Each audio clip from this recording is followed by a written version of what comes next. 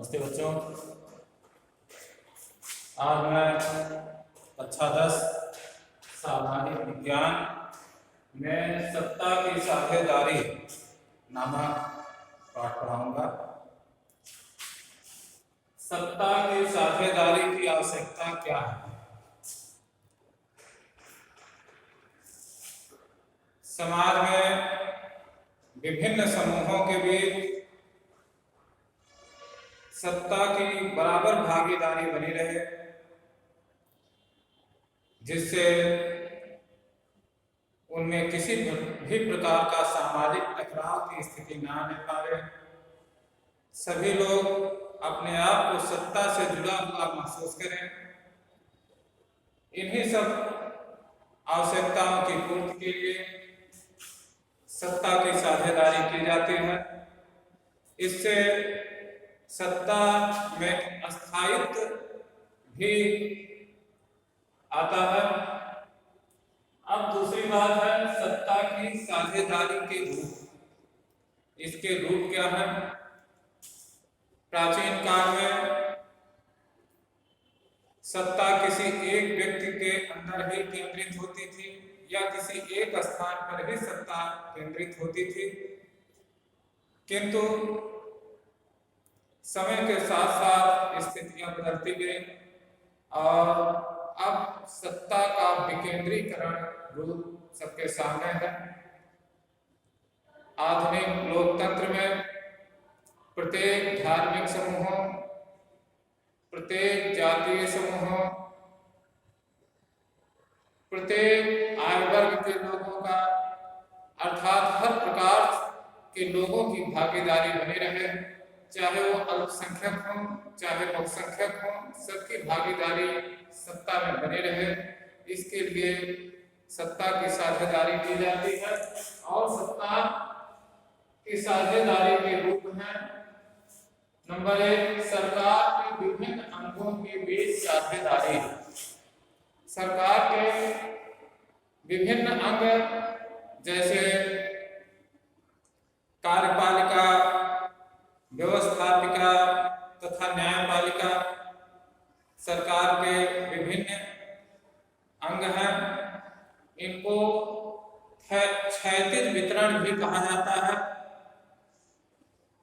इनमें आपस में सामंजस्य की भावना बनी रहे, अर्थात कार्यपालिका व्यवस्थापिका के द्वारा बनाए गए कानूनों के अनुसार शासन व्यवस्था संचालित करे और यदि किसी के साथ कोई अन्याय होता है या किसी प्रकार का संवैधानिक संकट आता है तो उसमें न्यायपालिका अपना प्रतिभाग करे और सभी लोगों को न्याय दिलाए। तो यहाँ सरकार के विभिन्न अंगों के बीच साझेदारी का यह रूप है। दूसरा रूप है सरकार के मध्य विभिन्न स्तरों पर साझेदारी। इसको सत्ता का ऊर्ध्वाधर वितरण भी कहते हैं। इसके अंतर्गत केंद्रीय सत्ता,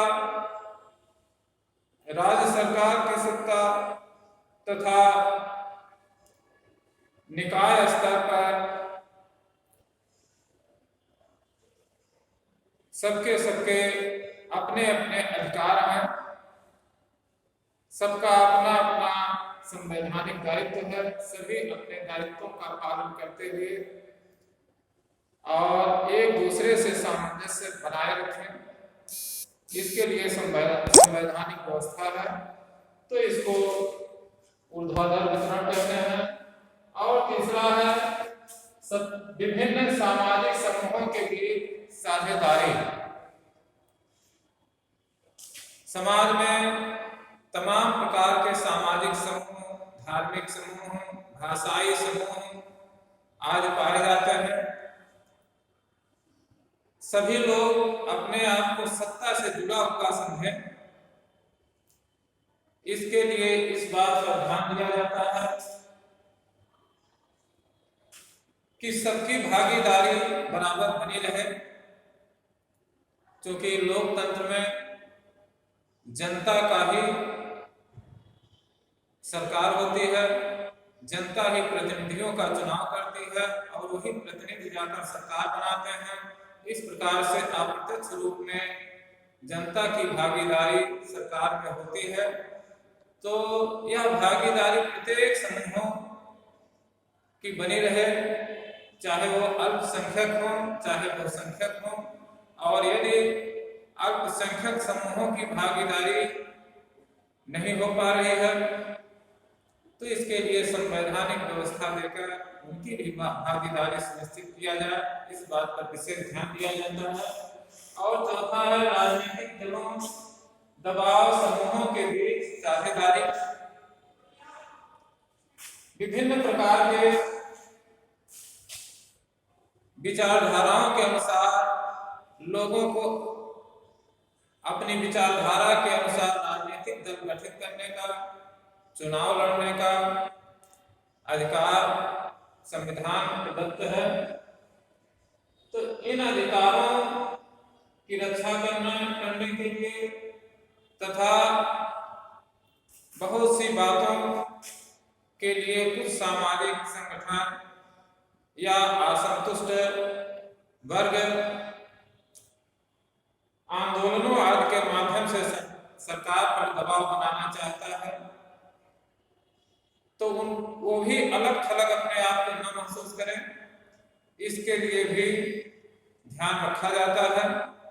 तो इन सब उद्देश्यों की पूर्ति के लिए सत्ता की साझेदारी की आवश्यकता है और सत्ता की साझेदारी के बिना लोकतंत्र कभी भी मजबूत नहीं रह सकता और ना ही लोकतंत्र में अस्थायित्व हो सकता है।